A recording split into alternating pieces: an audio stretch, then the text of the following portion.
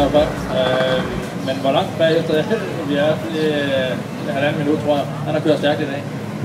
Du var jo så heldig sidste gang, at motoren faktisk gik i stykker på den aller sidste hastighedsprøve, hvor du egentlig førte din klasse helt suveræn.